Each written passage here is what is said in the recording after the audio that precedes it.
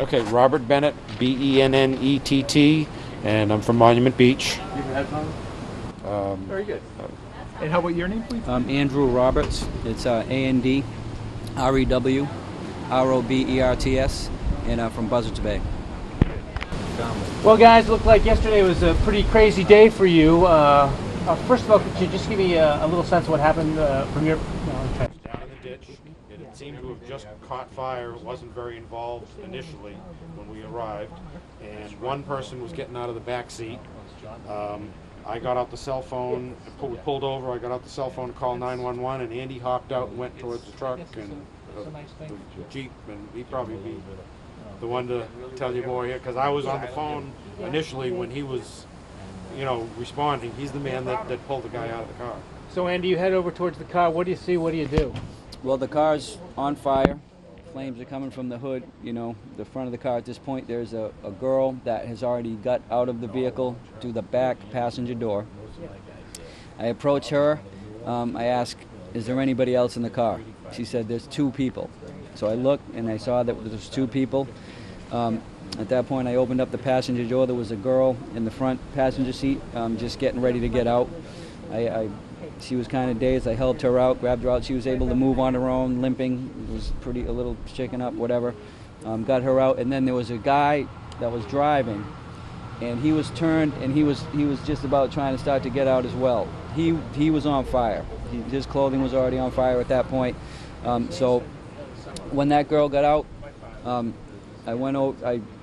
He was actually turned and starting to come through the back seat, out the back passenger. I grabbed him under his arm, got him out. He came out, his pants were on fire and flaming. There was winter jacket on the ground, probably falling out of the vehicle. I grabbed that and extinguished the flames the best I could on the gentleman at that time. At that point, I turned around, and then other people had started to arrive. Bob had come in behind me. There's a couple other folks there. Pulled him away and got him to a spot where he was laying down on the side. So, Andy, you're jumping into this like a flaming car, a guy on fire. Aren't you afraid yourself? Yeah, absolutely. My adrenaline was running. It was, it was a scary situation, But I saw that it was possible to do. The car was starting to be on fire, but there was time to get him out. I saw he was on fire, to put his fire out. So there was some time. We got there, like I say, just in time to be able to do that. So. Now, how was the guy doing when you got him out of the car? He was in shock. He once he got out of the car, he didn't want to move on his own. He was just kind of laying there, really dazed. And at that point, it took people to move him. From that point on, he wasn't walking. He was just kind of laying there, definitely in shock. Now, were those kids in the car with him? No, there was just he was a 36-year-old gentleman, I believe, from the paper. There was a teen and a 20-something-year-old girl. So that's it. Just if you want to call them the young folks kids, I probably would, But yeah, that's it. So Andy, do you consider yourself a hero? I mean, if that's what a hero is, yeah, I guess. I'm not looking for publicity. I don't want any big notoriety, but to save a life's a good feeling, and it's a heroic act. I mean, So in those moments, do you go on to like autopilot? What is running through your brain? Yeah, definitely you do. I mean, I looked at the car. I didn't want to put myself in harm's way. I was calm enough to perceive what was taking place at that point, not to run into it and get myself hurt. But I saw that it was possible to do what I did to help those folks at that point, and that's what I did. But yeah, you're on adrenaline, you're on autopilot. That's what I think anybody would have done. But no second thoughts, like raging inferno, like this thing could blow up in my face? No, I was scared about the thing blowing up. I was like, oh, this thing's gonna blow up, and that's why I'm like, everybody move back. The car was erupting, the flames, the thing burned quick. So I had never seen a car on fire like that. I didn't know if the gas tank was gonna blow up, like in the movies or whatever. But yeah, it's a situation that's hard to explain. But how long do you think the whole thing took? I'd say it was probably like, I'd say 5 minutes at the most, and the whole scene was there, so I'd say like from the time I got out of the car, 2 to 3 minutes, to run up. 2 people came out, he got out, the fire was out, and he was stabilized on the side of the road. I'd say probably about 3 minutes.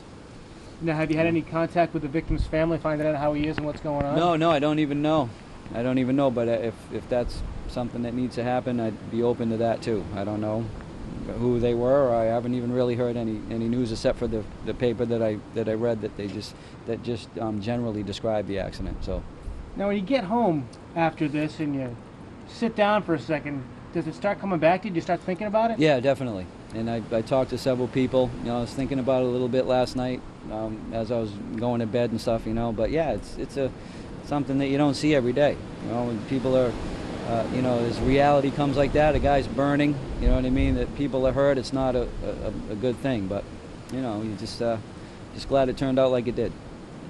And so, Bob, you're watching this thing, and what are you seeing from your vantage point? Well, when Andy went and got the guy out of the car, I was still on the phone with 911, and I saw the guy rolling on the ground, and Andy picked up the jacket and was trying to douse the flames, and you know, it was not it didn't just go out. I grabbed the 2 water jugs that I had there from my lunch, and headed over towards Andy, and somebody else were helping the guy further from the car, because when he got out and rolled, he was on the ground quickly, you know, right near the car. And so as they were pulling him away, I was dumping the jug on each leg. I mean, his pants were still, I mean, the huge flames were out, but there was still embers and it was still going. And he probably got about 35 feet away, and you know, initially that's where they set him down, and the car, you know, kept burning more after that, and people were moving further away, so others came and helped get him up and move him back, probably, I don't know, about 100 feet away. And So what were you guys doing? Working, heading home, or what were you up to? well, we were headed to a job and just getting ready to, you know, one job to another, and we had just left here. And Well, what do you guys do? heating technicians this time of year, heating and air conditioning. So we were on the way to fix somebody's heat, and just very fortunate that we were there to help the people. I think the timing, but I really believe that, you know, I mean, I don't know, I mean, maybe not everybody has the courage to do what he did, but it's, because, I mean, to open that door and help people, the flames were going, it was smoky in there, but... Well, let me ask you guys, do you think that there's like a fuse in the human mind that just clicks on, like, I gotta help save somebody? I believe that. I think I that think so. people would react the same way in a similar situation, that they'd stop and help somebody. I'd like to think that. So no matter what, Andy, you think it's like, boom, I'm doing this, and here I go, and that's it? It was yesterday. I mean, you know, every situation probably different, but yeah, I think there's, you know, we have a built-in instinct to preserve not only ourselves, but if other people are in peril and in danger of losing their life, we want to save them too. You know, I would like to think that anyway. Hey, thanks, guys. You're both heroes. Jason?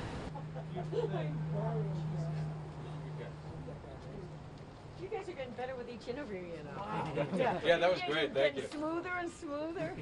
48 hours shows up. Yeah.